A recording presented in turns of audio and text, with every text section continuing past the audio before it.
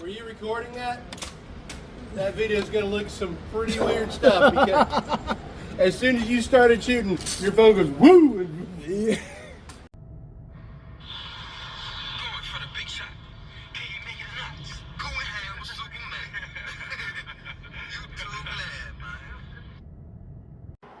Okay, so this week is kind of a little bit of a twofer. So we had the issue with the charging handle flying off on the 12, the AR-12, SCAR 12, whatever you want to call it. But the G-Force is the GF17 model, semi-auto, mag-fed, 12 gauge. So we got the new charging handle in from G-Force directly. I ordered it. It was like $15 or something. It wasn't expensive. So I ordered two of them.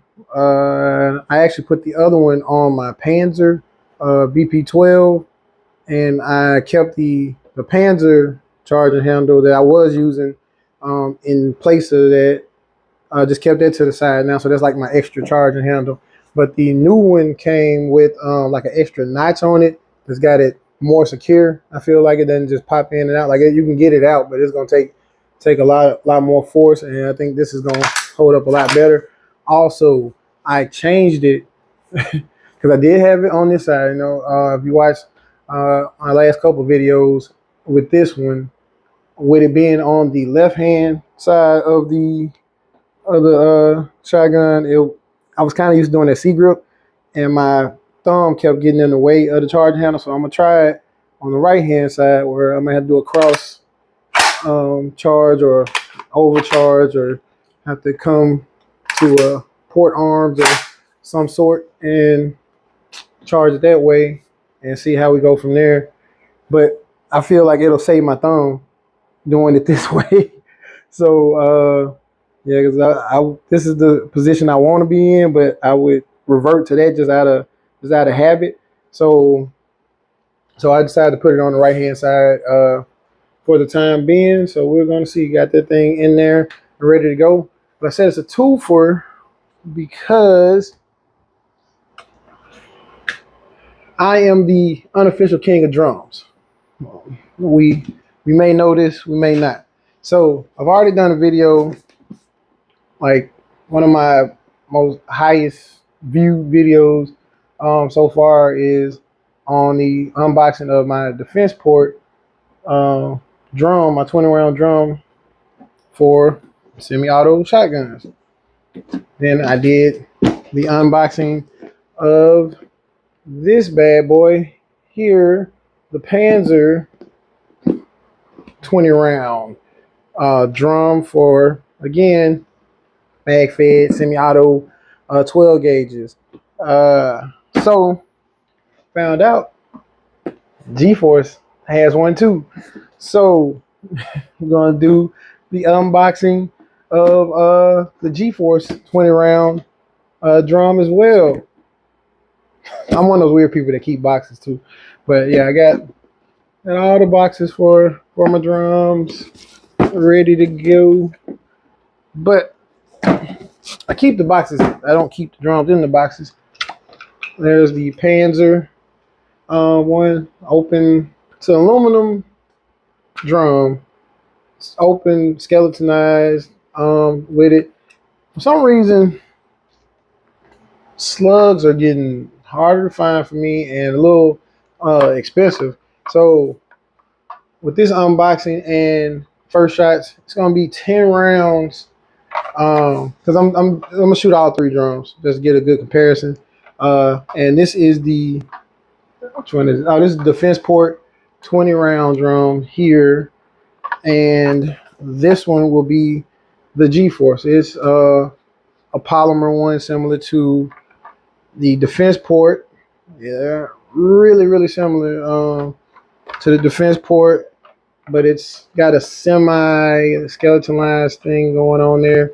What I was saying though, I only have 10 rounds. I got 30 rounds total. I probably got a few more slugs laying around too. Range only lets me shoot slugs, so This test I'm doing today. I'm going to the range. You guys see this footage later in the video of me shooting the drums back to back.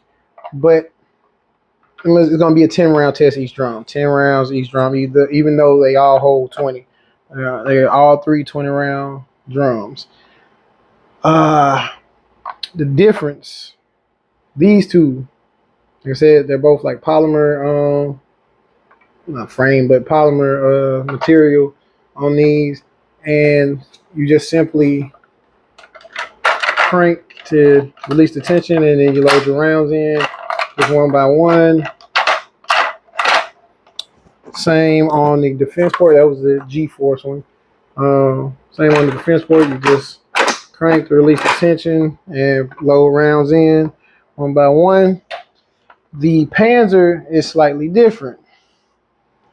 The Panzer, as you can see, that tension ring right there is, you actually have to press in on this button. If I press in now, it's going to release all the tension. But when you're cranking it, you're going to press in, hold it. It's too much tension on it. You know what? Let's release the tension. So, all right. Just like that, tension's released on it. So, you're going to press in, crank, press in, crank, press in, crank. About three good turns, 3 full turns. And you can actually see the coil actually tighten up there, and it got your back tight. The Panzer is a little different. So if you don't have the right tension on it, it's not gonna feed right. Yeah, so that's like one thing out the gate that's different with it than the other two. Actually, that is a negative comment on this one for me, because I don't like that. I don't like that because you can have tension on it. Like, it's got tension now, but it may not be enough tension once you start getting to the last few rounds or something like that. So you get some failure to feeds, issues like that with the Panzer drum. It looks good. It feels sturdy with the aluminum body on it, and the skeletonized, especially when it's fully loaded. You can see all 20, or well, you can't see the first 5, so like 15 rounds of 12 gauge slugs in there, or 12 gauge buck, whatever you're rocking with. You can see all those shells sitting in there, and you're like, man, that's a lot for a shotgun. Both the defense port and the G-force, they have the clear backings on them, so you still can, the shooter can see. And then when this one, the G-force is loaded, you'll be able to see slightly in the side there. And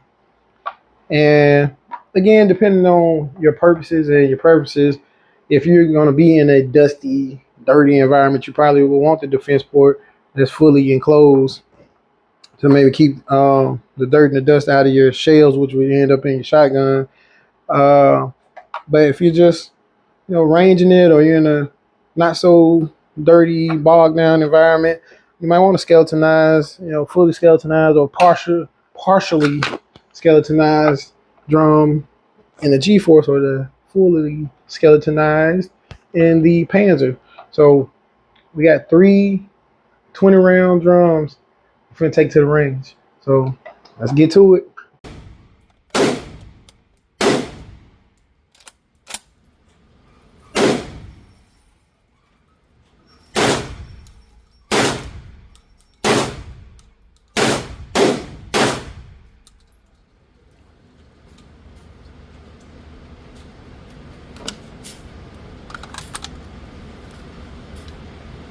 See, you want to get some dust right here. Put this right there. Aim for the dust. There's mine.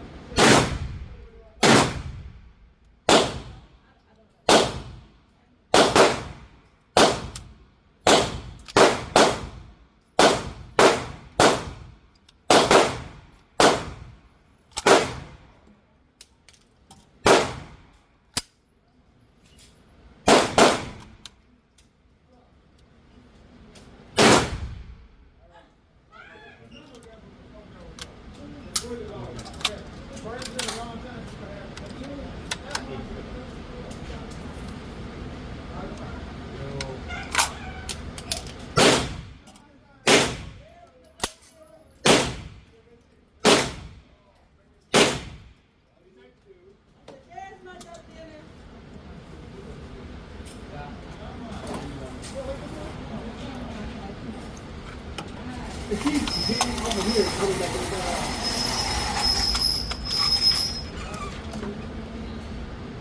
I just want to say, hold on, I got no one, and I got.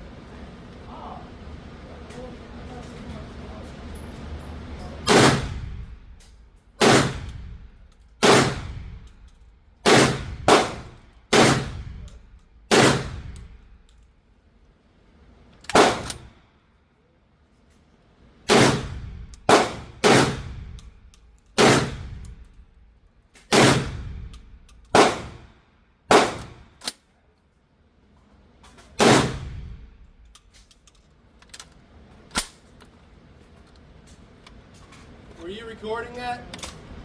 That video is going to look some pretty weird stuff because as soon as you started shooting, your phone goes woo. And Yeah. But you can tell, like the mic flash and the recoil and everything, it's affecting the camera too. I gotta get one of those like headphones. Get that it might that with this, that'll probably still be affected too. like a GoPro.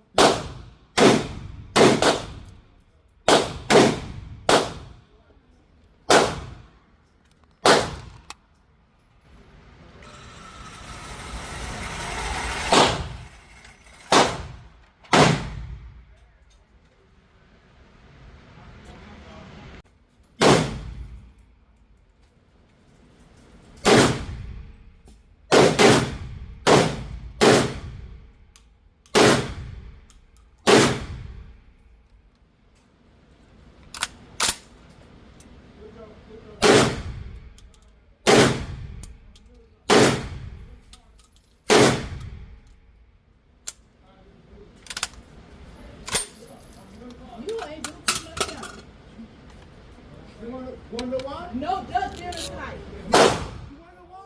Because I just found out something.